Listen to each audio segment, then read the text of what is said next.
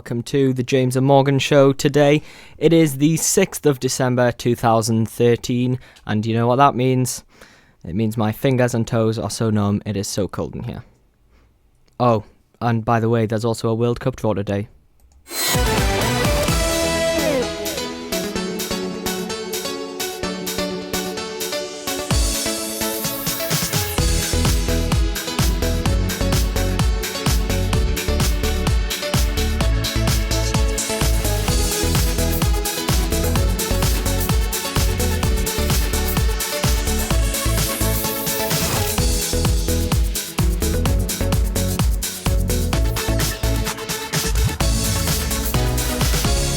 Hello and welcome to today's James and Morgan. I'm Robbie Morgan. And I'm Dominic James. Yes, today is the World Cup 2014 Brazil draw. Dom, are you excited? Well, it's going to be a very exciting draw because there's been a mystery pot that England could possibly go into. There's a lot of death groups that could come out of this draw, which I think could be very exciting. Yeah, the quality of teams has rised so much since the last World Cup. I think you'd have to say teams like Belgium, Switzerland, they're now in like the top 10 in the world. Yep, I mean Belgium have kind of come up on the outside of everyone, and now they're a real contender, I feel, for next year's World Cup with the likes of Lukaku and Benteke, and even Eden Hazard now getting back to the form that we used to see them. Okay, also throughout the show today we're going to be joined by a couple of guests, Jeremy Turner and later on Cameron Welburn. Jeremy's with us now. Hello, Jeremy. Hello. Okay, so as you're listening, you probably know the World Cup draws, but we don't right now as we're filming this. It is live. We're just after 4 o'clock. The draw is going to be happening during this show. We're going to bring it to you live with some live reaction. And we're going to be talking all things World Cup. And later in the show, we're going to go on to talk a little bit about the Ashes series and also the Ballon d'Or 2013. We're going to take a quick break, and afterwards we'll get straight into the World Cup.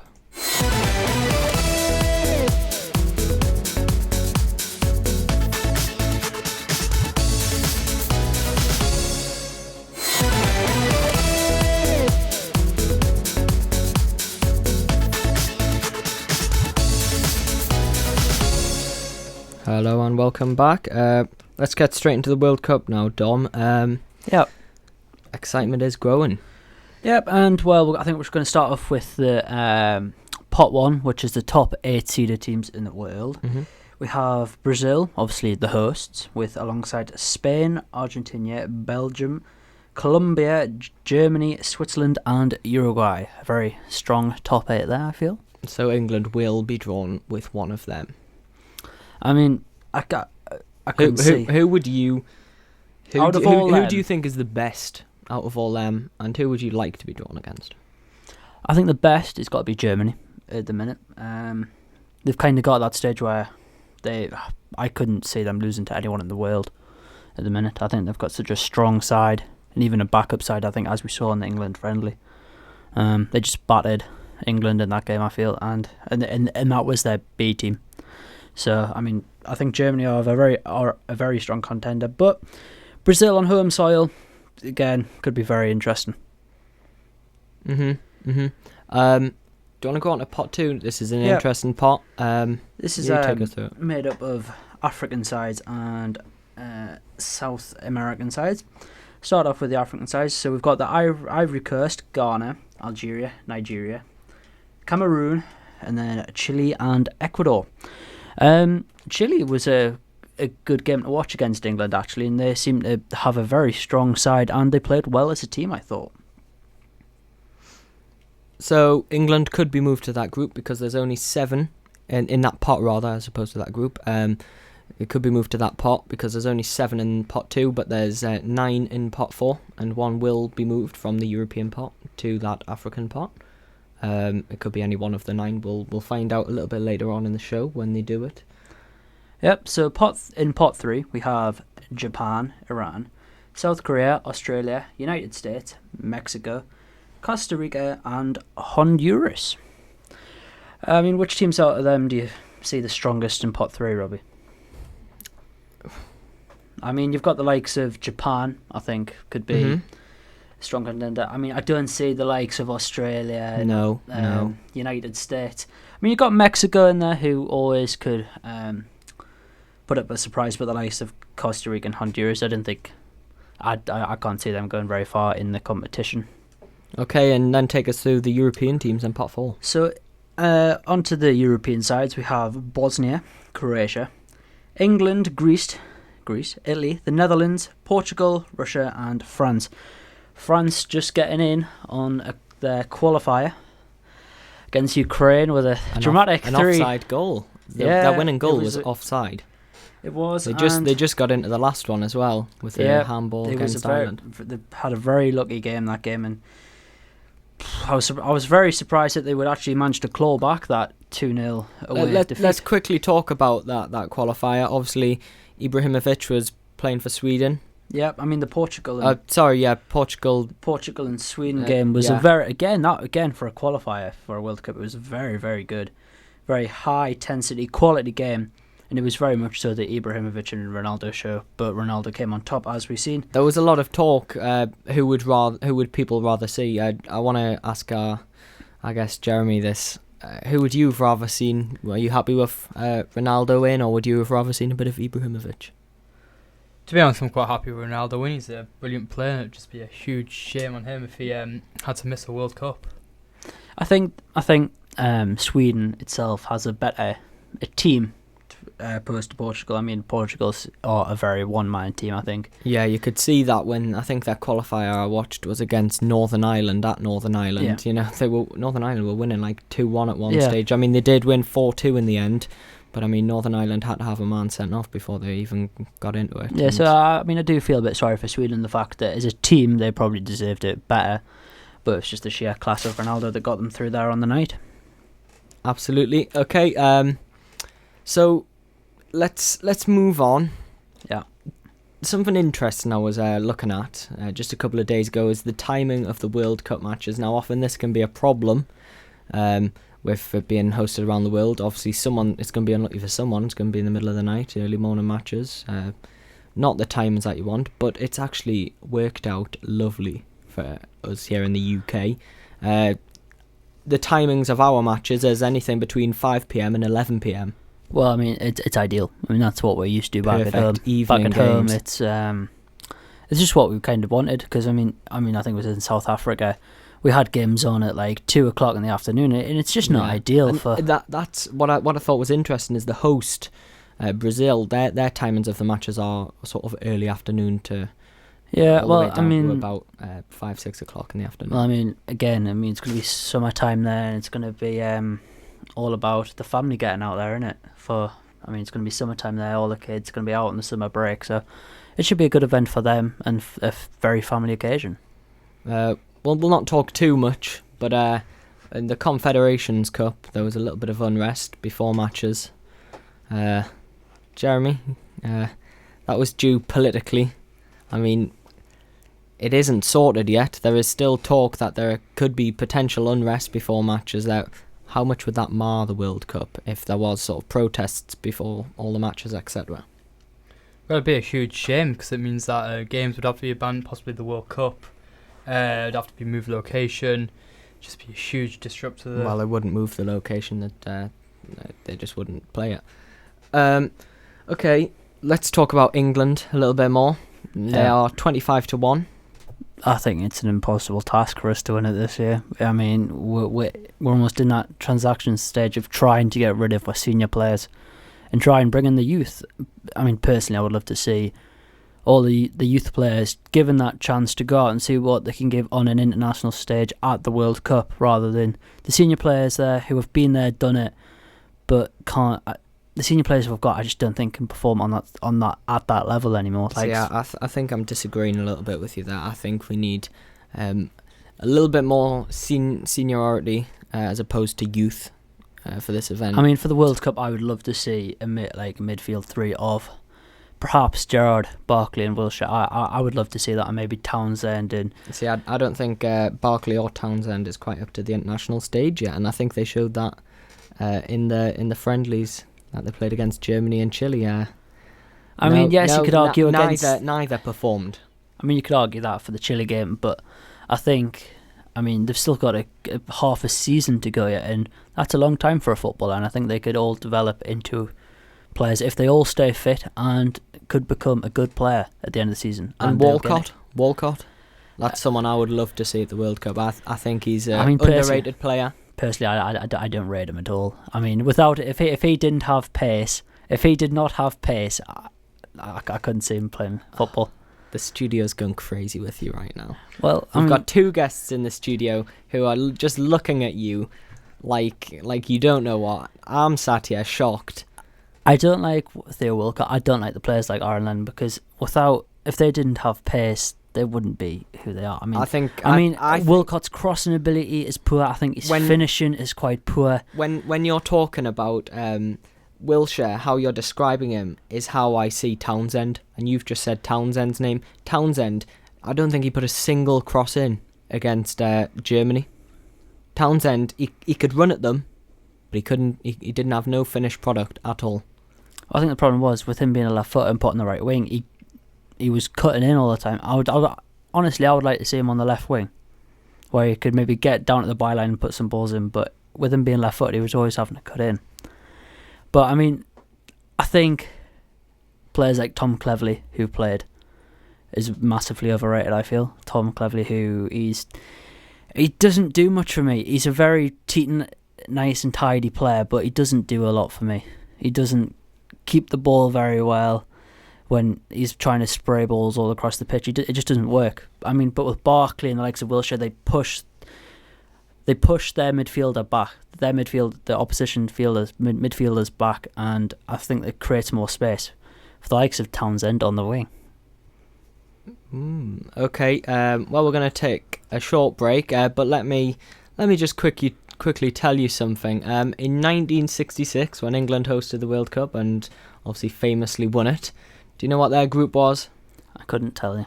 Well, it was indeed a very good group, even for back then. They were in a group with Uruguay, Mexico, and France, and they finished top.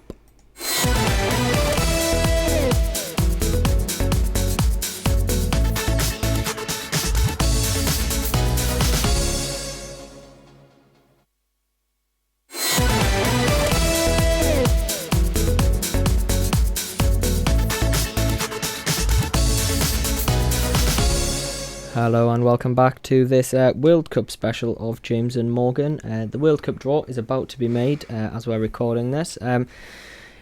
Guest Cameron Welburn joins us in the studio. Hello, Robbie. Hello. Bit of an interesting debate on Theo Walcott over the break between you and Dom. Honestly, I don't see him as a good player. I understand where you're coming from. His technical ability, I think, is poor. I understand where you're coming from with that, Dom, but if you look, he's an experienced player now. But if you look over his career, he has had some amazing finishes and amazing plays that he has brought to Arsenal. It hasn't been consistent enough for me. But at the World Cup, one goal makes all the difference. It doesn't have to be consistent. It's not a whole season. You play in one game. Honestly, I'd rather see someone like Townsend there who's got a bit of flair about him and can create something special. I think Walcott underperforms too much in the bigger games, which the World Cup will be a big game every single game. Fine, Dom, but in the qualifiers, what did you see? Townsend hit a decent curler, dinked off the bar. I saw Townsend drive every single fullback back and created opportunities for the strikers, and I think that's what you've got to do as a winger nowadays. It's driving's not scoring goals, though, is it? Well, Townsend did score goals, you could say. He's proved he can score goals. He can cut inside. I think the only Townsend of his play is that he'll not go down the wing on his right foot and cross it in. Okay. So I would like to see him on the left wing and give it a go on that side. Walcott scores goals as well, though. I tell you what, we'll move on. Interesting point just before we end. Actually, Walcott. Is there any chance of Walcott going up top? Because he had a brief spell at Arsenal when he was up top. He says he loves it there, and actually, he's proven he can't score goals up there. I think that could be possible if. Is there too strong of a strike force ahead of him in the ranking order? The likes of Rooney, Welbeck, Sturridge. I think it would only work if he had the right players in the midfielder to thread the balls through. At the minute, all our midfielders are looking to play it in between the lines, trying to get it played short, played out the wing. If Theo Walcott wanted to play up front, it would have to be very much so a Barcelona sort of formation, and would have to try and thread the ball through the defence. But at the minute, we're always looking to get it out and cross it in, I think. So. Okay. Let's move on to an interesting topic. One Roy Hodgson's been talking about in the week building up to this draw.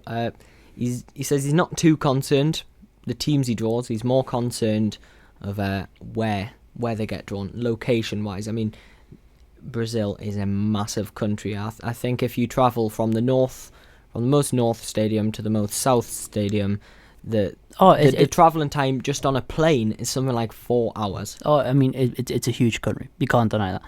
But I mean, I think it will make a difference because obviously the games will be short. But I mean, between the matches, I mean, I wouldn't see them having huge training sessions between each game. I mean, obviously there'd be a lot of build up before the game with all the training, fitness and all that. But I don't think there'd be much actual training on the pitches between games. I think there'd be a lot of tactical work. And so I don't think it'll matter as much as maybe he's thinking, because a lot of it will be tactical work, which they can do in the hotels, which they can do even on the plane. And plus, I mean, a plane isn't... It's with the planes they'll have, it's an easy relaxation place, because I mean, it's all about recovery these days. Not be for the fans, let's just say that. I mean, train journeys are going to be awful, because I mean, flights over there next summer are just going to be ridiculous. Okay, another point is there's some areas which are such high altitudes. Now, England, did they suffer this problem in South Africa? Well, I think that did play a big factor in the fact that we weren't basically fit enough to cope with them conditions. I think with the new training park in England, St George's Park, I think they've got like all these new facilities where they can go and in these oxygen tanks and cope with that sort of conditions. But I mean, it'll definitely play different, because it's a completely different environment out there, and it can play different. It can harm your body when you are recovering and things like this. So I mean, it all depends on each player, because each player reacts different to each things. But I think it could play. It could be almost a hazard for our senior players like Lampard, because we have seen players like this not be able to recover within the space of a couple of days. Okay, we'll quickly go back to the groups, the pots, the seeds. I want to hear a little bit of Cameron's views on this. What would Cam like out of this? Let's presume, if you got the pots up in front of you, let's presume England do stay in pot 4. What would you like us to get? Probably the best outcome of pot 4 would probably be maybe Bosnia, Herzegovina, Croatia, Russia, and maybe Greece. I mean, honestly, I think out of the other pots, I think if England had to get one out of pot 1, I think it would probably have to be someone like Colombia or Switzerland. Out of pot 2, you're looking at someone like Algeria, Cameroon, Ecuador, these sort of teams.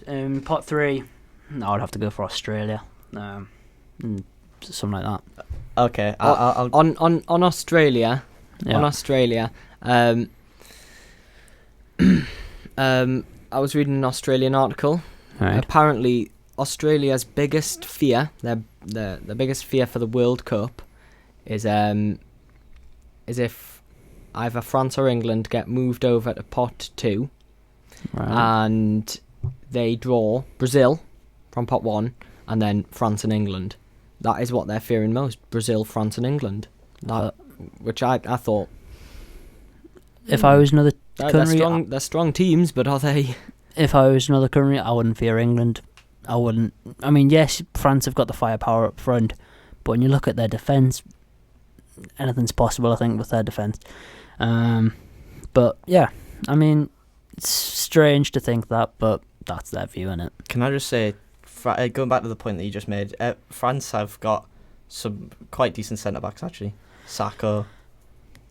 Yeah, but compared to Mexes. other countries, Right. I don't see their defence as something special. Well, obviously compared to people like Brazil with Thiago Silva, and Again, I could see Spain's defence being a bit flexible. I think, again, I don't think they'll have the best defensive record. For the best defensive record, you're looking at the teams like Germany, Italy, teams like that.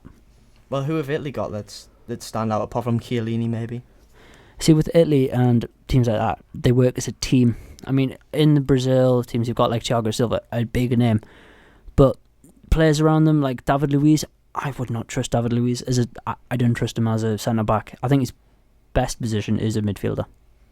I agree with that. Playing them in centre defensive mid would be good. Maybe centre mid. I mean, with teams like Brazil and teams like this, they've got centre backs that like to play out from the back, and you've got a couple of flamboyant centre backs which get out of position quite on a regular basis and leave gaps.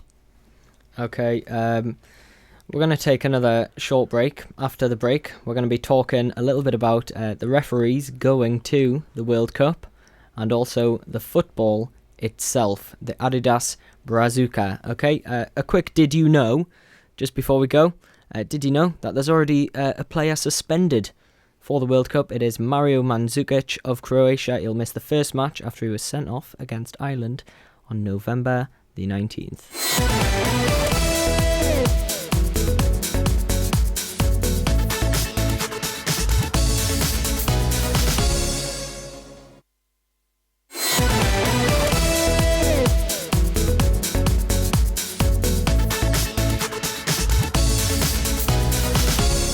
Hello and welcome back. We're just minutes away from the draw. It is actually due on right now, but of course FIFA is late. So we'll bring that to you as soon as we get it, and we'll have live reaction from the studio. While we're filling in a little bit of time, we may as well talk about the football.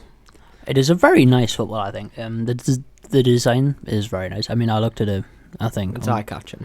it is eye-catching. I mean, I looked at a ball that on Google Images, which wasn't very nice, but turned out to be the wrong ball. But after seeing the right ball, it is it's a good ball by the looks of it. I mean, obviously in the last World Cup there was a lot of controversy about it.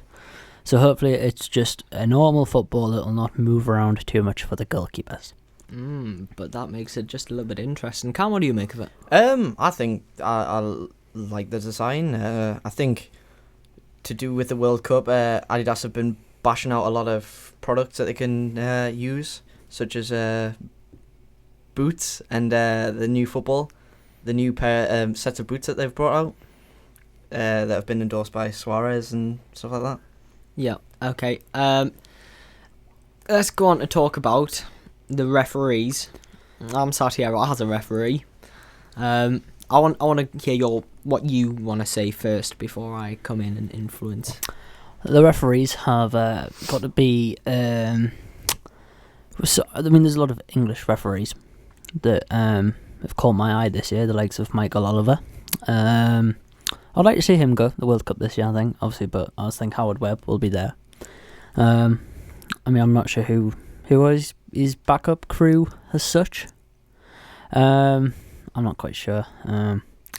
But, I mean, it's going to be interesting for the referees this year because of the goal line technology that will be brought in this year for the first time ever. And, I mean, with the technology that they've brought in, it'll be very, very interesting to see. Is that being used in the World Cup, is it? It is. It's going to be used for the first time in a World Cup. Hopefully, for the referee's sake, and there'll be a huge incident that they'll get right this year, rather than an incident like the Frank Lampard one in South Africa with the goal line incident.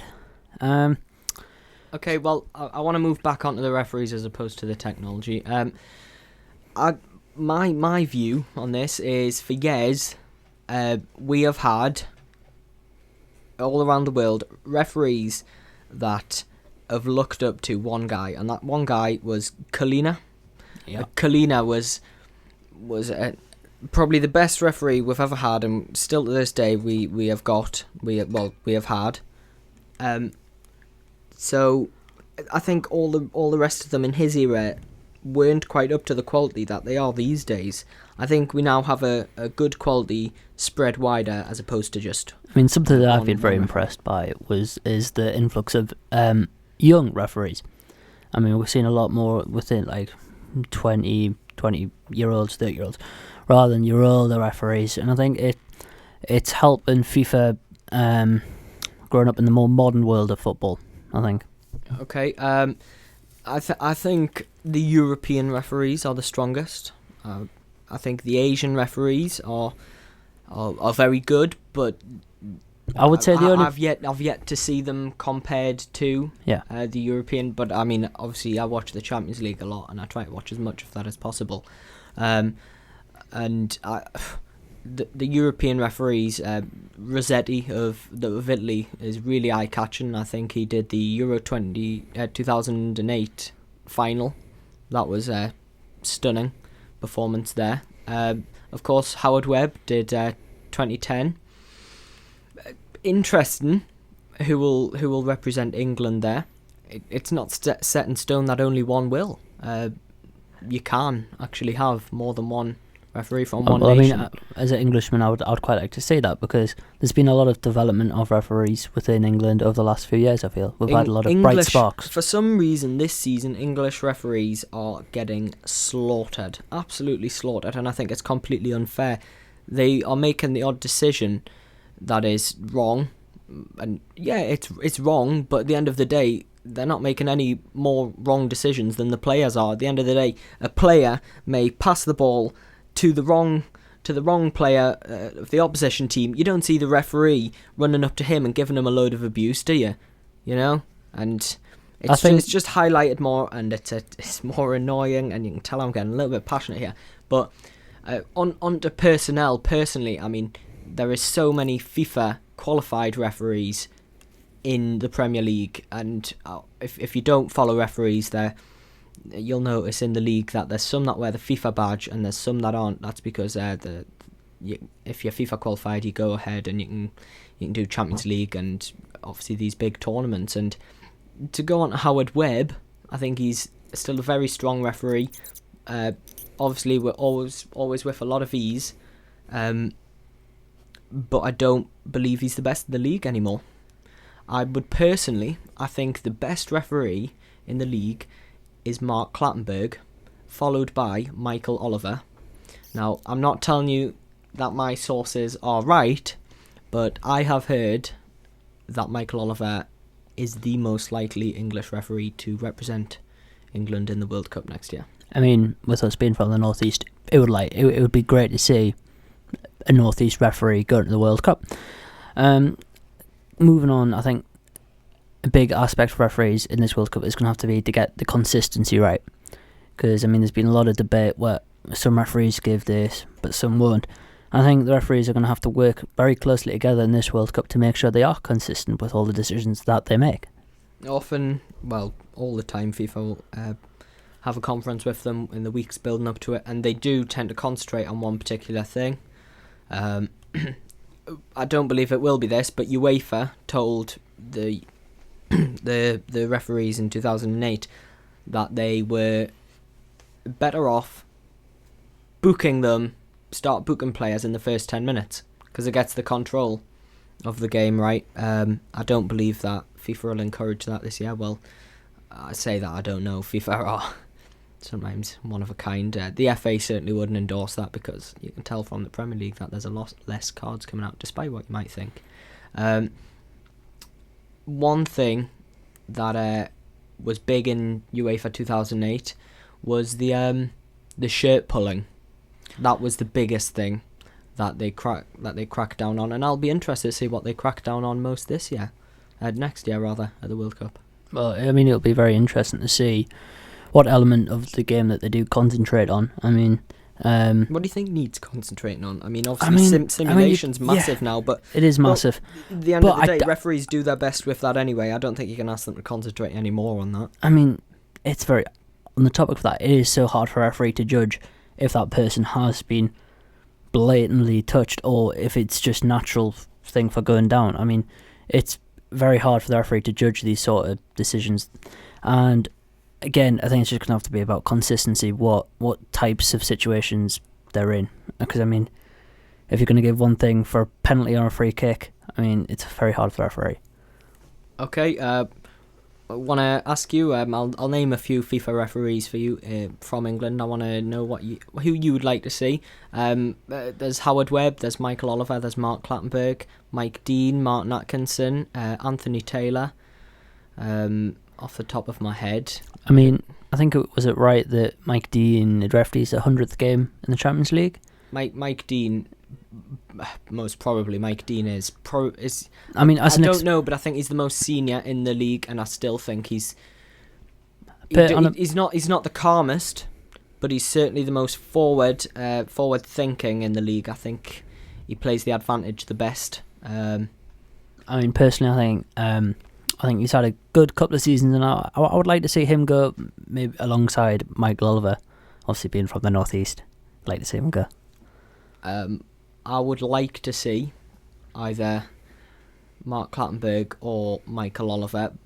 I wouldn't be bothered if Howard Webb went either, because I still think he's an extremely strong referee. What I would say is Mark Clattenburg is the strongest in the league, and I'd like to see him given his chance, but I don't think he will. I think Michael Oliver and Howard Webb will go. I mean, just from what I've been told of people, which I won't tell you who, but yeah, it's not that unreliable.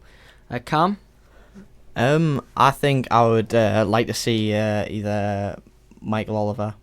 Probably is the most that appeals to me. I don't know if I'd like to see Howard Webb, because after the things that happened at the 2010 World Cup and his run in the Premier League, he's made a few bad decisions at the moment in time. But I think he's still a good referee, and I'd like to see him.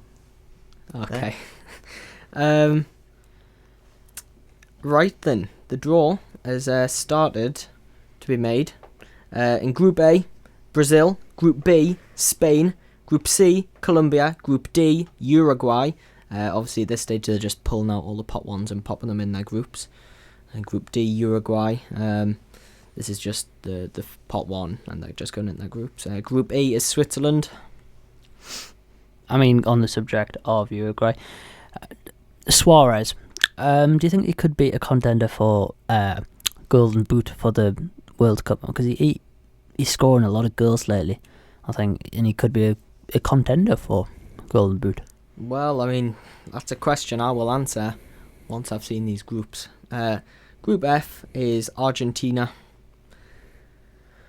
I mean, do you think Messi will have a big impact on this World Cup? Because, I mean, in previous World Cups... I think he will. He doesn't have the support like he does at Barcelona. I don't think he'll have quite as much of an impact as he does when he's playing for Barca. I mean, I don't think Messi has as much impact as the likes of Ronaldo on his team. I mean, obviously we'll come on later about the Ballon d'Or. Yeah. Just let you know, Group G. G is for Germany. Germany are in Group G. Group H, Belgium are leading that one from Pot A. We're bringing this to you live as it's happening, as the draw is happening. Quick thing about Belgium. I mean, they're a team that have grown instantly almost over the space of a year or two. Yeah, I mean, Cam, who is their star player, do you feel? Because at the minute they've got so many with the likes of Vincent Kompany, Benteke, Lukaku, Hazard. Who out of them players do you think could grab the games in the World Cup and take it on? Benteke is a good player. He's shown that ability in the Premier League. But my favourite is the left wing Mertens. Plays for Napoli. He's a good, speedy player. He's got good skills. You can cross the ball in, get it into positions, and obviously Benteke with his head in and just knock them in. I mean, how far do you think Belgium could go in the competition? Quite far. With the semi-finals? Maybe a little further. The players that they've got. So you're saying Belgium could get to the final? Maybe not the final, but after the semi-final. Actually, yeah. I would say Belgium could contend to get to the final. Do you think they could win the final if they say what against Germany? Okay, well, I'll tell you what we're going to do. We're going to take a quick break, and we will bring you the rest of the draw right after this.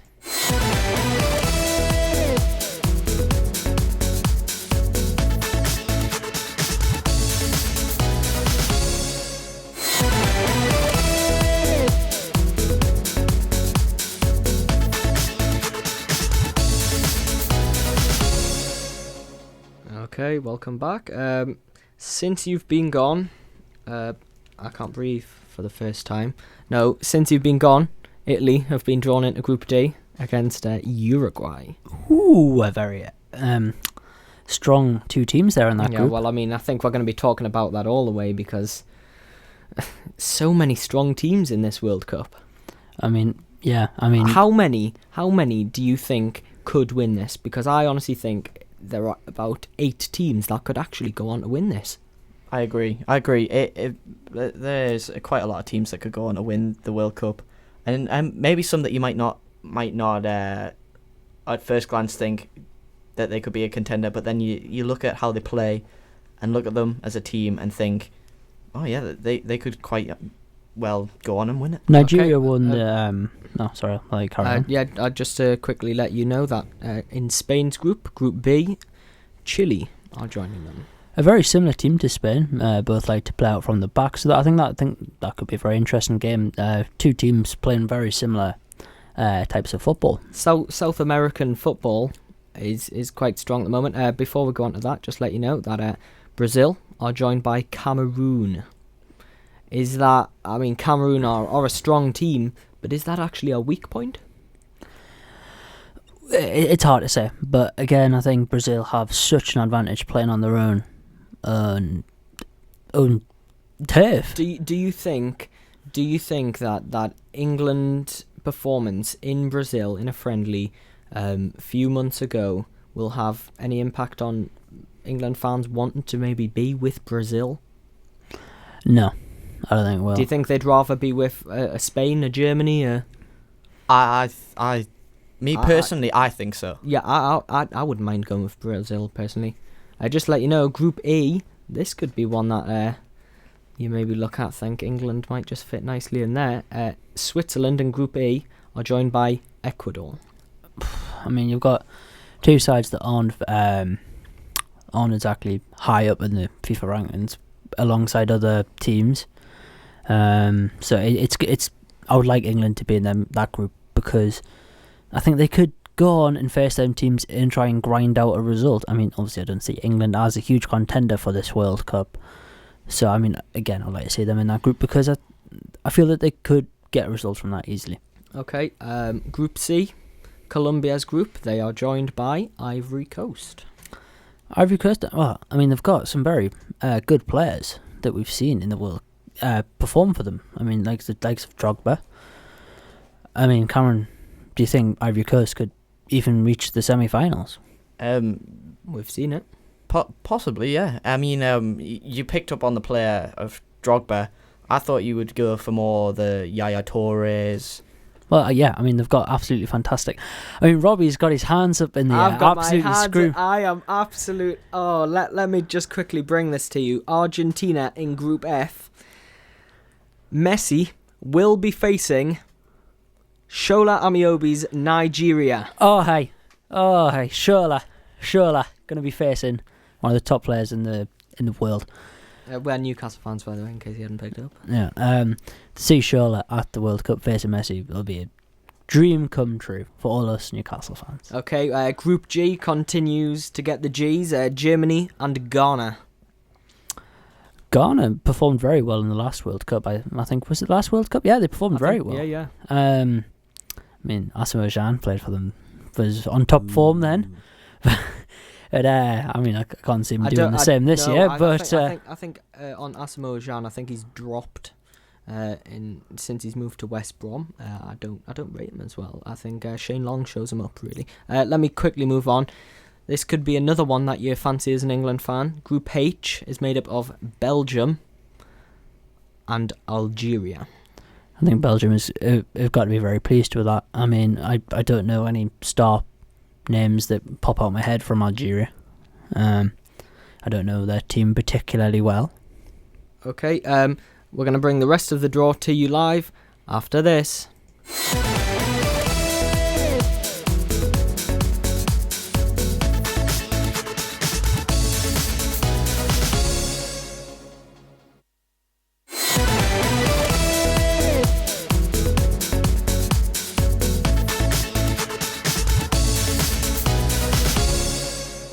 Hello, welcome back. We're joined by Dom.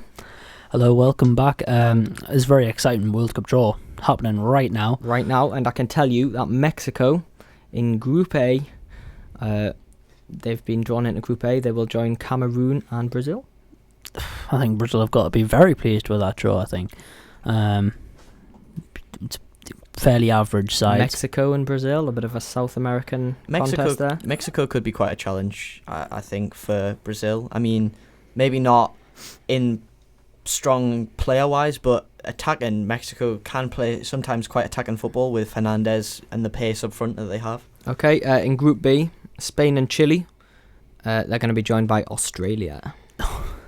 Spain v Australia. Spain, Spain are going to look at that fixture and just laugh, aren't they? Well, Roy Hodgson was speaking about they'll be respecting all the teams, but I wonder whether Spain will be. Then they may be in a stronger position than us. I'm not sure they'll laugh at Australia. They are still a football team, an international football team. Ivory Coast and Colombia are joined with Japan. Japan, that's an interesting one. I mean, just looking at that group, it doesn't seem... I mean... Colombia, Ivory Coast, Japan. How would you like England in there? I would love England in there. I mean, the only challenge there, I think, would be the Ivory Coast. Ivory Coast, again, like Cameron noticed. They've got some fantastic players like Yaya Toure who can change a match in an instant. With some of his goals, we've seen him score for Manchester City. But Dom, Colombia have also got the main contender of maybe Muriel or... Okay, I'm just going to quickly interrupt there. Let me just recap the draws there. On Group D, Uruguay and Italy are joined by Costa Rica.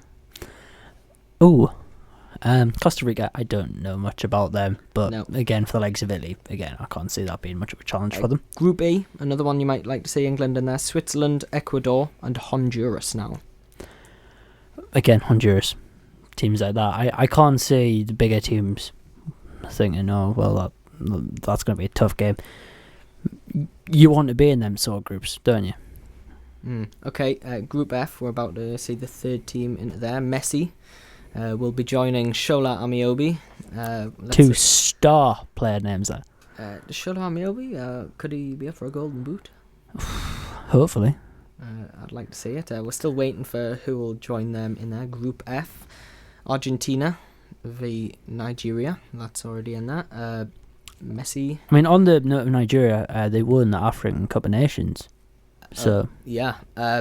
Let me just quickly tell you, Iran is who will be joining. Not a lot to say. No. I can't say I'm a big Iran fan anyway, so I don't know much about them. Group G, all G's. Germany, Ghana, and now spoiling it a little bit is the USA. The USA don't, in my opinion, haven't. I mean, they've been there in previous World Cups, but they haven't shown anything to me. They've got one or two quality players. I mean, you're looking at the likes of Dempsey and people like that, but again, I can't see them getting past the group stage. No, neither can I. I mean, Dempsey is quite a good player, but... He's not an impact player, though, is he? No. I wouldn't say he's an impact player, no. Okay, we're about to see who will be going into Group H with Belgium and Algeria. I mean, on Belgium again. Cameron, I mean, we've seen Mignolet's move to Liverpool. I mean, how impressed have you been with him this season? I mean, with his move from Sunderland to Liverpool, I mean, he has definitely stepped up to the mark, I think, replacing Jose Reina. But I've seen him make some good saves, but also he's had some clangers. Okay, in that group with Belgium and Algeria is South Korea. Again, I don't know a lot about South Korea, but I mean, I've seen them a couple of times, and I mean, they work well as a team, but again, not a team that I'd say go through. Well, we're about to hear the last team in each group. These are the European teams, and I can tell you, Group A, Croatia will be joining Brazil, Mexico, and Cameroon. That is Brazil, Croatia, Mexico, and Cameroon. I mean, you obviously got your Brazil, your standout team there, but I mean, looking at Croatia and Mexico, I think fighting for your second spot in that group. Mm-hmm. Mm-hmm. I think that's So, fair to say. Your two that'll go through? Brazil and Croatia. Okay. We're about to see who's going into Group B with Spain, Chile, and Australia. I mean, For the Group A, I would say probably I think Mexico are top over Croatia with Croatia not having Mandzukic for the. How's about this? Group B. We will see a recap of the final. That was Spain v Netherlands. ooh, Spain, Netherlands, Chile, and Australia. Your two that'll go through. Spain, Netherlands, definitely. Dom, agree? no, I think Chile. Okay. I think Chile after seeing them Instead play. of Netherlands, yeah. Yeah, Okay. Group C is headed by Colombia. They're also joined by Japan and the Ivory Coast. We'll see who else will go in there. England are yet to be drawn, and they will be drawn in this round of fixtures from Part 4. I mean, And they're not going into Group C because Greece are. Greece, Colombia, Ivory Coast, and Japan. You two that'll go through? Ivory Coast and Colombia. I'm going to go for I'm gonna agree Ivory with Coast that. and Japan. I'm going to go for Ivory Coast and Japan. I think I'm going to have to agree with Cam for that one. No chance of Greece? The winners of No, 2000? no. Okay. I can't see any of them perform. Okay, Group D, we're about to see who's going in there to face Italy and Uruguay and Costa Rica as well. Let's not forget about them. Italy and Uruguay, that'll be a hard group. Yeah, I mean, they're not the most fanciest teams like Spain, Brazil, but they are well organised teams that can roll you over. I mean, Uruguay have now gained some top class players in Suarez. I'm just going to stop you right there because joining Uruguay and Italy and the Costa Rica is England. And I don't think England will get through that group. No, I don't think we've got any hope competing against the likes of Uruguay. I mean, Suarez against England, that'll be an interesting. I mean, seeing Okay. that. Okay, Ed, can I just interrupt you there? On June the 14th, England will play Italy. And June the 19th, they will play Uruguay. And June the 24th, Costa Rica. They finish against Costa Rica. So, I mean, should they go into that final match needing a win, they do Yes. play, with all due respect, probably the lowest ranked team in the group. I can't see us winning any of the games against Italy or the other team. Uruguay. Uruguay, yeah. Okay, just to let you know, France have now been drawn. France will play Ecuador, Switzerland, and Honduras. No, that would be a group I would like to be in, but why not? Who do you think France will go through then? Definitely. France and Switzerland for me. I mean, yeah, probably France and Switzerland. Yeah, France obviously led a lot by Newcastle players. Also got Benzema, Ribery. yeah, Giroud. Quality players in there. If they're all fit, I think you've got quite a lot of competition in the France team. Group F, the Messi and Shola group, obviously joined by Iran, as we brought you earlier. Just a point about the Shola Messi thing that you've got going on here. Shola's scored against Barcelona. Okay. Messi hasn't. Does that make Shola a better player? Okay. I tell you what. I'll tell you who'll be joining them. Edin Dzeko. Edin Dzeko of Bosnia and Herzegovina will. Yeah. I can't even finish my sentence. I think Dom's gone. Oh dear. Wow. Yeah. Wow. Rookie error. Okay, going back to England. England will play Italy first. Do you think that's the hardest team, or do you think Uruguay's the hardest team? No, Italy are the hardest team. I disagree. I I'll say disagree. Uruguay. Uruguay, yeah. Okay. Italy have lost over the years a lot of their senior players. Oh, let me tell you about this group. Group G is Germany, Portugal, Ghana, and the USA. 3 very strong sides there in Ghana, Germany, and Portugal. I think you're looking at Germany and Portugal are leading the group there. Germany obviously finishing top. Mm-hmm. Well, I mean Portugal. I mean they struggled in the in the qualifiers. They did. And that was against teams like Northern I mean, Ireland, which Portugal are mentioned earlier. basically just relying on Ronaldo to be fit, because, I mean, if Ronaldo is not fit or he gets injured for this World Cup, I can't see them getting through. Domi Okay, did. can I just interrupt you? Fabio Capello's Russia are in Group H with Belgium, Algeria and South Korea. I think Belgium have got to be very happy with that group. Russia and Belgium to come out of that group, I would say. Yeah. Okay, so there it is. There it is, ladies and gentlemen. Group A, Brazil, Croatia, Mexico and Cameroon. Group B, Spain, listen to this one, Spain, Netherlands, Chile and Australia. That's a strong one, Chile, Netherlands and Spain. Group C, Colombia, Greece, Ivory Coast and Japan. Group D, we've got Uruguay, Costa Rica, England and Italy. Yeah, I mean, it's not the group we're hoping for, but I guess we've just got to get on with it, haven't we? I was going to say, is that the group of death? But I think maybe the Spain and the Netherlands. I think that one's probably... Yeah. Group E is Switzerland, Ecuador, France and Honduras. France to get through that, yeah?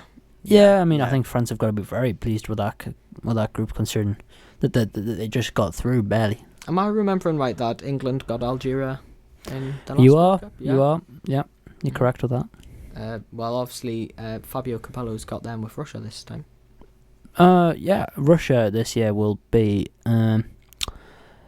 weird, I think, to see them perform, because we haven't really actually seen them got very far in these competitions, and I think it'd be interesting to see them this year under Fabio Capello, to see if they can get maybe to this quarter semi-finals. And a lot of pessimism about England. I mean, honestly, is there any chance? I mean, I know that you're saying that they probably won't. That there are two better sides than them, but I mean, there is a possibility that if we play good attacking and defending football, we could possibly break Italy down. And then the Costa Rica is possibly an easy win. So we could come out second, but definitely not top. I mean, I couldn't agree more with you there, Cam. I think potentially Italy, but again, it's going to be a very, very hard game. I think Uruguay, they've got too much with Suarez to... I think they'll easily roll us over. And Costa Rica, well, you're going to say that, yeah, we're going to beat them, but you never know what they might produce. I mean, we've seen teams from the World Cup play sensational. I mean, yeah. Okay, well, let me recap from where I was. Group F, Argentina, Bosnia, Herzegovina, Iran, Nigeria. Group G is Germany, Portugal, Ghana and USA. That could be another group of death. I don't think it's the hardest, but I think it's certainly an interesting one. And Group H is Belgium, Algeria, Russia and South Korea. We'll be back to get a lot more reaction from that draw right after this.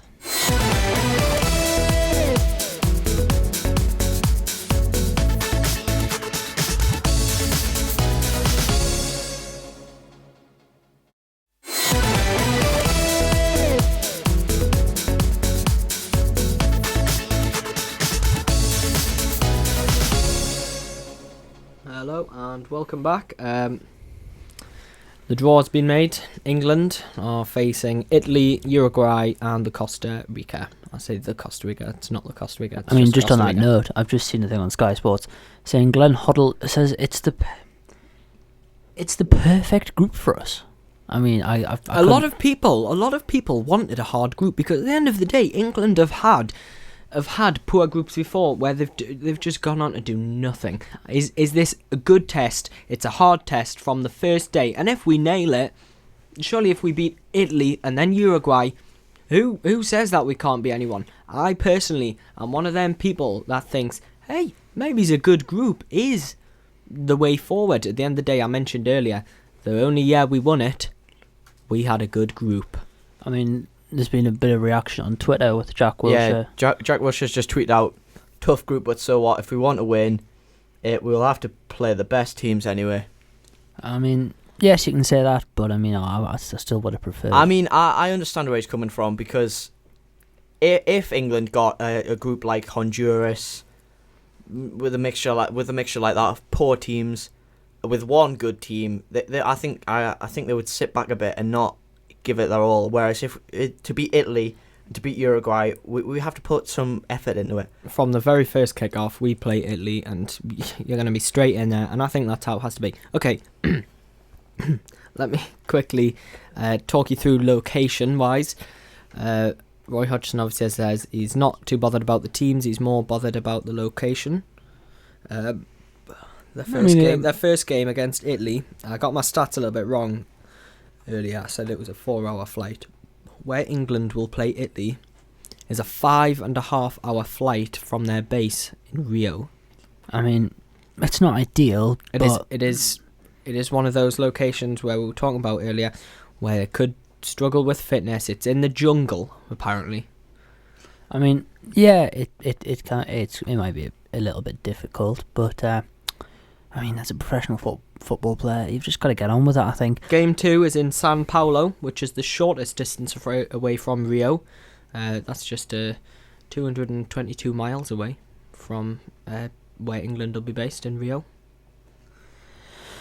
Yeah, it's not, again, I mean, it's not ideal travelling all over, but I mean, it's part of the experience of a World Cup. I mean, you can't get away from that. You are going to have to travel.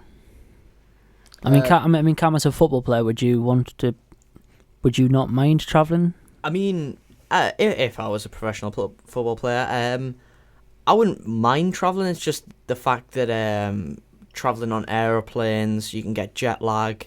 It can make you feel tired, and maybe that's not what you want as going into a game. You don't want to feel jet lag, because jet lag sometimes takes quite a lot of time to get rid of, and it's just not the best thing for a football player. I mean, just going back onto where we're going to be playing and whatnot, and the sides we're playing. I mean, Ray Wilkins has just said that he'd prefer to play the European sides because they'll not be used to the humidity that is in these South American countries, and we are facing the likes of Uruguay, and they have that advantage of already playing in them sort of conditions, which I do agree with. The hottest game, the game nearest the equator for us, is that game against Italy, though. So that could be a bonus. The average temperature there, I'm told, the time of day where we will play them, 31 degrees C. Jesus. Yeah, it's good. I think it's 2 a.m. kickoff. Mm-hmm. That's a quick. Let me apologise. I said our latest game would be. I think I said midnight or something earlier. That is 2 o'clock our time. Yeah. It is going to be obviously different for the English players going out and playing in them sort of conditions, but it's a World Cup. You know, we're going to be used. You're going to have to put it with different conditions because it happens in different World Cups every 4 years. Okay. Well, let's leave the World Cup behind. But before we do so, I want to hear a quick prediction. The games will win in the group. Whether we'll get through. If we will, how far will England go? Let's start with our guest Cam. Italy. I think we could win it. Uruguay. No chance. Costa Rica. Yes, I think we could win that as well. And do you think we will go through? I think we will go through, but we'll get knocked out on the quarters. Okay, and Dom. Italy. I think I'm going to have to go for Uruguay top, and then Italy in second place, and then England, and then Costa Rica. And what games do you think will win, if any? Costa Rica. Costa Rica, maybe a 1-0, 2-0 win, and then if we're lucky, maybe a 1-1 draw with someone like Italy. But I think teams like Uruguay will roll us over with like 3-0 wins. Okay, so Dom says we're not going to get through. Cam says we are. For me, I couldn't call it. I think England will perform better than what people are going to give them credit for. I think the generation of players that we've got are actually genuinely proud to go to a World Cup. You see the likes of Wilshere on Twitter, they're tweeting away, and they are proud that they will be going to the World Cup if they're fit, touch wood. I'm not going to call it. I'm going to back out. I'm not going to call it. But I think we certainly couldn't get top. But if we would go through, maybe second, it would go down to the last game. And I think our last game is against Costa Rica. So, you never know. Let's move on to the Ballon d'Or.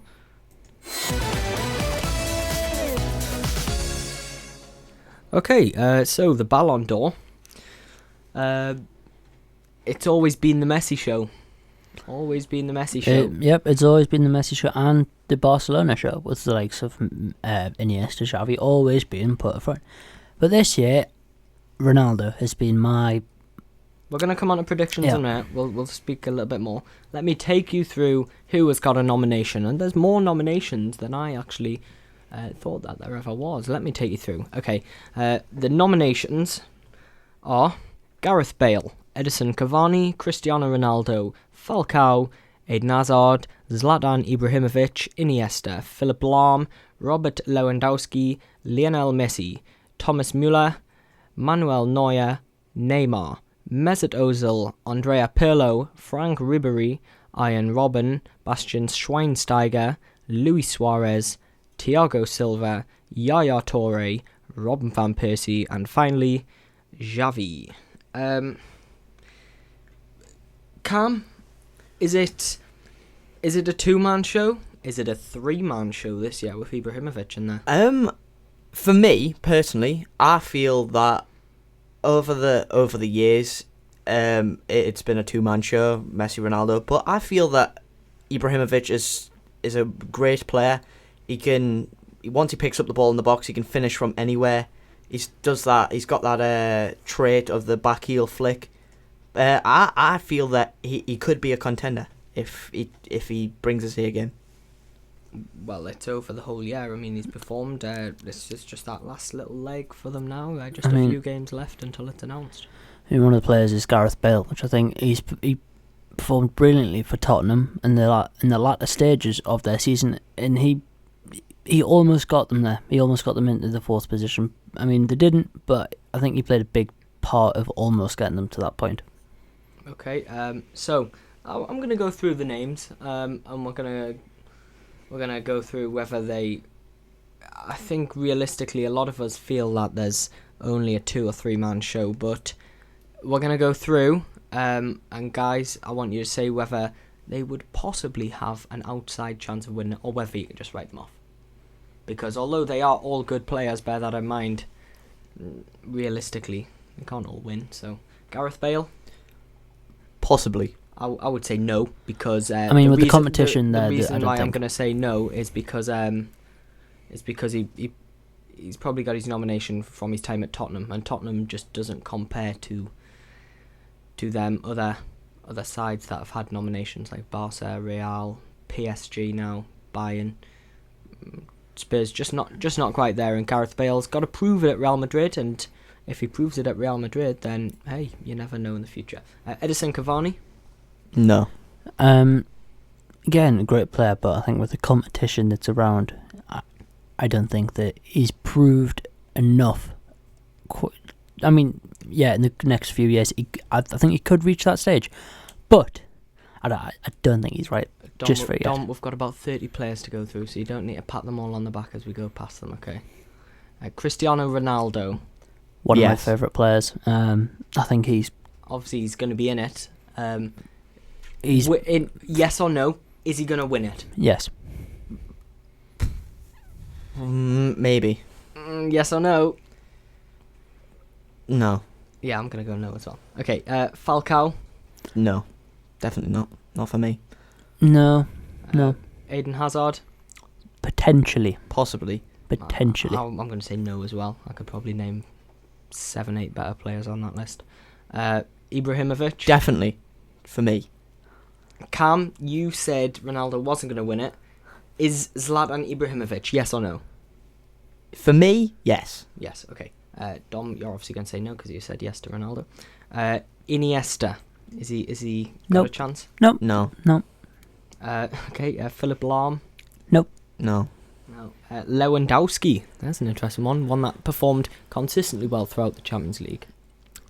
Played well in the Champions League. I haven't seen enough of him in the league yet to comment whether or not he can perform on an international stage well enough to compete with the I players would that say are I out would there. say it's a good job that you don't get a vote.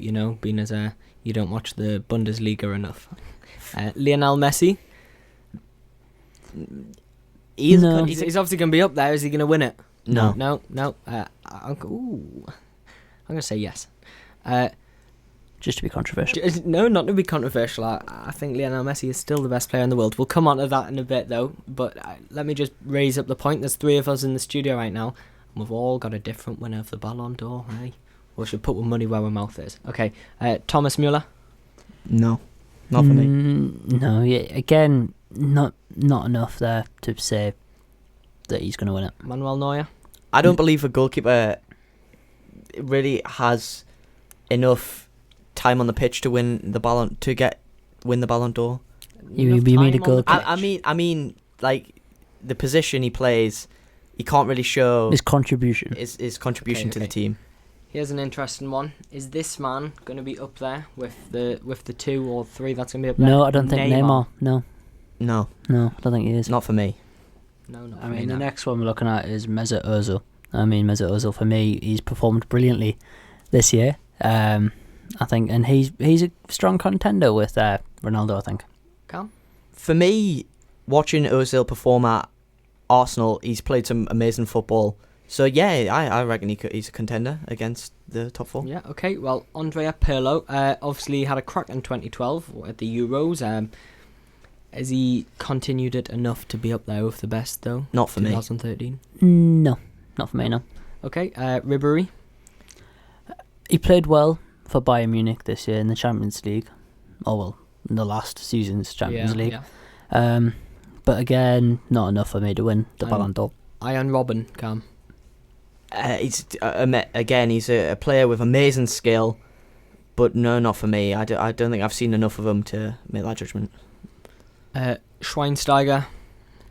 No, again, I don't think that he's enough of an impact player to win the Ballon d'Or. Thiago Silva. Another no. No, Xavi. no. No. Okay, there is 3 more nominations. I've held them back. They are 3 ones that are currently in the Premier League. Don't get me wrong, we have also talked about Hazard and Bale, who was in there. But these 3. Luis Suarez.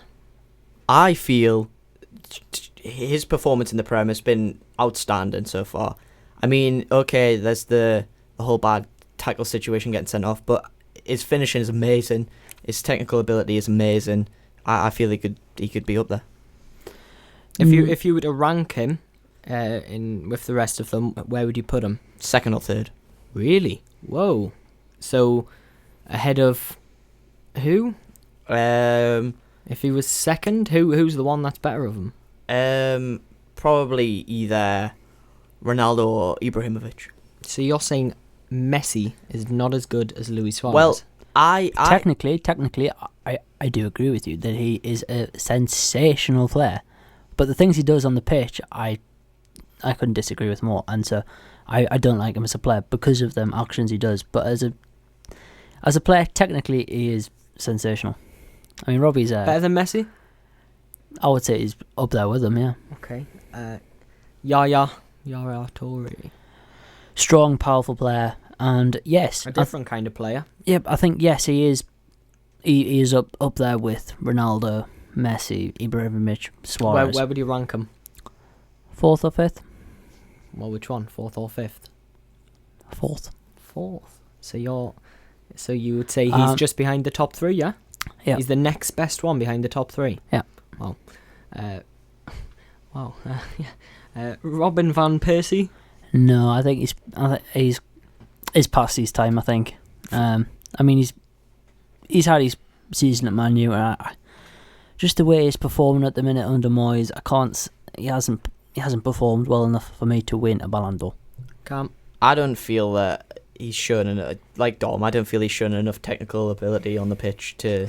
I mean, don't get us wrong. Technically, he's a fantastic player, but I mean, from the start of this season, he hasn't shown us the Robin van Persie that we've seen in the last couple of seasons, where he's scoring goals left, right, and centre. I mean, last season we were seeing him score goals with his right foot, which we've never seen him score before. And I mean, just from the start of this season, he hasn't done that, and therefore he's not one of my options for the Ballon d'Or. Okay, that was Dominic James's Ballon d'Or nominations. A very detailed analysis, I must say. Okay, so we've each picked a different winner, have we? Yeah. Yeah. Yeah. Yeah. Cam, do you want to? I don't feel I need to battle Messi's corner. I think he speaks enough on the pitch. He's what was it? 4 previous Ballon d'Ors. I don't think I need to say it, but Ibrahimovic.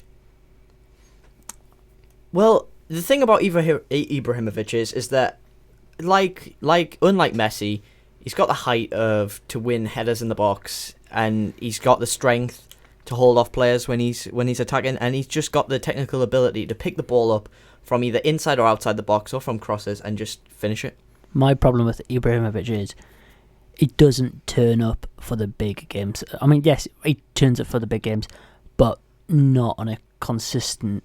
He only turns up when he really wants to. I mean, he has scored some absolute fantastic goals. Don't get me wrong, he's a fantastic player, but he's not consistent enough for me. I mean, surely that should show a really good talent, though, that he can switch on and switch off whenever he wants, that he can finish. Yeah, but surely as a fantastic player to win the Ballon d'Or, Well, you should be on it all the time. Well, to be quite honest with you, I think he's not going to win, but in his words, and I quote him here, he doesn't need to win the Ballon d'Or because he knows he's the best anyway.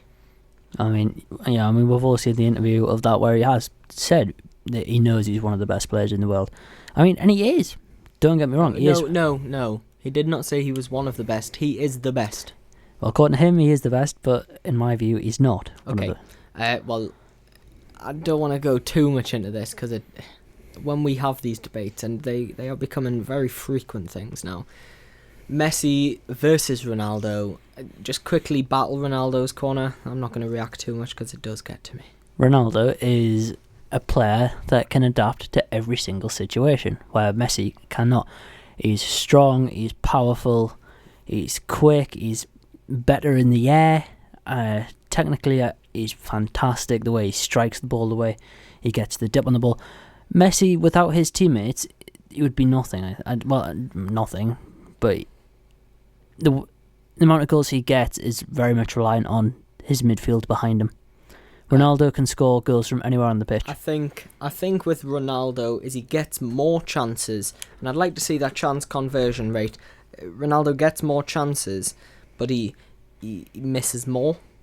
But we don't see that. We don't see that because we only see the ones he scores. But he does get more chances than Messi. I think Messi gets limited chances in a game because he's got so talented players around him that they are also good enough to go and score goals alone. That when Messi gets a chance, he converts it. And I don't know, but I believe that Messi will have a far greater chance conversion rate. Well, you probably are right there, but as a player, Ronaldo, to me, is still a better player. Okay, we'll leave it there. We'll leave it there before I get too into it. Okay, so are we going to put our money in or something? And I'll give you a $5 if Ronaldo. I say we all put a $5 in when it gets to the lot. Yeah, I'm happy with that. Yeah. Cam, do you think you can get a $5? Yeah. We're not paying you for this radio show, so I could get a $5. Yeah, I mean, but I do you think Ibrahimovic could win the Ballon d'Or? Possibly. I have full confidence in him that he is a good player. He's good, talented You said player. that he would before. Yeah. Well, yeah. Okay. That is my view on it.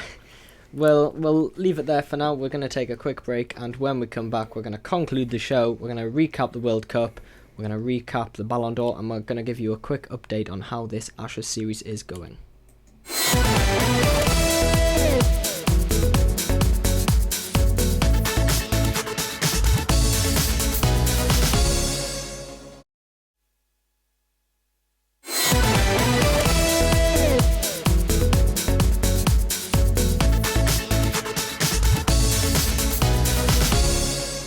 Hello and welcome back. A quick quote. I don't think Messi is a good player. worst player in the world. That is my co-host Dominic James. Well, I didn't quite say it. Was very. You said that. It was a sarcastic word for word. Yes, it was a sort of. It was meant to be sarcastic. I don't think he is the best player in the world, though. I think. Again, my point is... We're not going to go back into this. Let's leave it. Okay, well, let's go back to the World Cup. The World Cup is taking place in 2014 between the 12th of June and the 13th of July. England are in a group with Italy, Uruguay and Costa Rica, and they will play them in that order. Costa Rica last. We've already heard their predictions of how far England will go, but gents, I want to know who is going to win the World Cup. I think you're looking at a team like Germany. They've got fantastic strength in depth. They could bring in a player and you play amazing. I mean, with England, if you lost a player like Rooney, you're struggling, aren't you? I mean, okay, so are you going for Germany? Yeah, I'm going to go for Germany. Germany, Cam? I think mine's split between the two. Spain, the obvious one, and I don't know if I'm right in saying this, but I would possibly maybe dip into the Netherlands because you haven't seen them come up in a while. But okay, well, you know that you can't just come onto this show and give me. I might just dip between two. I want an answer off you. Spain. Spain. So we've got a Spain, we've got a Germany, and I mean, Robbie, there is lots of talent in this World Cup.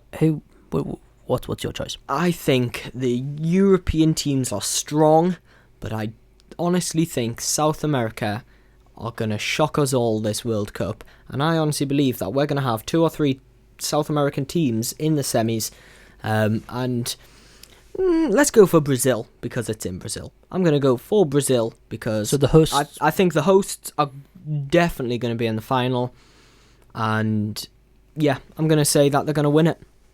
I have a suggestion.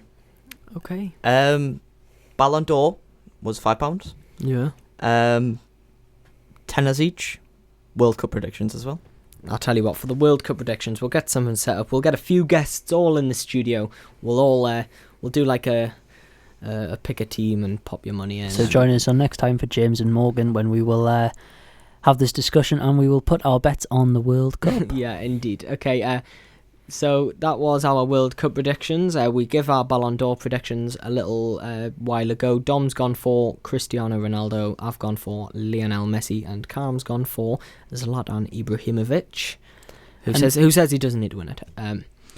Moving on now, I think we're going to talk about the Ashes. Very quickly, we've just got a few moments left. The Ashes hasn't been a great start for England. Not at all.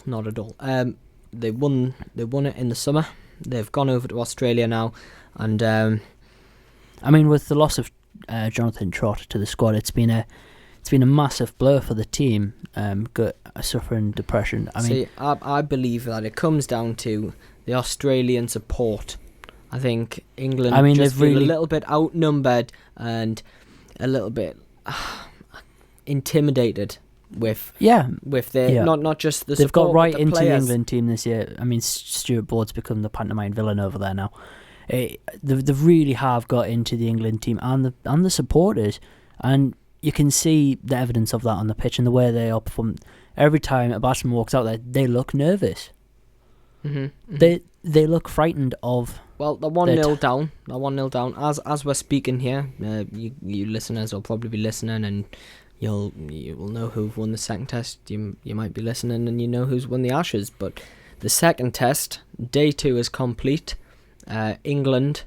I'll start with Australia because they were batting first. 570 for 9. They declared, and then England came in. And they've finished day 2 on 30 for 1, and it is Cook, the captain, who's gone. But actually, in truth, Carberry should have gone as well, but they didn't review that decision, and it should be too, but it's not. England got off lightly there. As you say, the new Carberry, is it Carberry? Carberry, can't say his name quite exactly. Dom likes a Carvery, that's why I'm saying Carvery. Yeah, By the way, I'd just like to inform everyone that he has had his pre-show donut today. I have indeed had my pre-show donuts. How does it compare to previous donuts, Dom? It was care. It was care. About a 7 out of 10, I reckon. This is how cricket, the cricket banter turns into. Yeah, I mean, cricket is a very, very exciting sport. It's end-to-end action. Do you think the Ashes, this series, is turning almost into like, I don't know, like a Manchester derby? It's feisty. It is. It's getting very heated out there at the minute. All the press is all over the Ashes, getting right stuck into the England players. I mean, again, you can see it on the pitch. I mean, there's been a lot of heated debates between Stuart Broad and the. You can tell like Mitchell Johnson's coming right into it Yeah. now. I mean, he's bowling like 95 mile an hour balls. Every single ball is crazy, and you can tell that's just like sheer passion. He's just so desperate to win, and I think I'm gutted personally because Australia. We've always looked to Australia for 50 years and said, "Oh man, we need to compete," and then we finally have compete. We finally now can compete. And it looks like they're just going to steal it back off us, you know. We only had a couple of years. Are they going to have their next 50 now? I couldn't tell you. Or do you think they're going to win this series? England, no. I think Australia have got this series all wrapped up. All wrapped up after one test. Yeah, well, I mean, I can't see us getting back into it. The England team looked lethargic. I mean... Okay, I'll tell you what. I mean, it's the Australia summer out there now. Final word, Dom, on anything we've spoke about today. Well, it's been a dramatic day of sport. England haven't got the team they wanted. The Ashes isn't going great, but hey ho, we've got to get on, haven't we? Okay, let me quickly tell you something. By the way, Dom has said today that Messi is a bad player and worst in the world. He's also said that Australia have got the Ashes all wrapped up after 1 of 5 tests, and and England have got no chance of getting through their group. What a pessimist we have in the studio. What a pessimist. Calm, can you replace him full time, please? Yes. Happily. Well, I honestly don't think England will get through their group, no. I don't think we'll win the Ashes, no. And I did say, sarcastically, that Messi is the worst player in the world. Okay, well, that is all for today's show. Join us next time on James and Morgan. Thank you very much. Get in touch on Twitter at RobMorgan1996. Rob, by the way, is double B. Can you please spell it right? And my Twitter account is at Dom16James. That is all lowercase. Thanks very much. This was James and Morgan. And by the way, Messi is going to win the Ballon d'Or.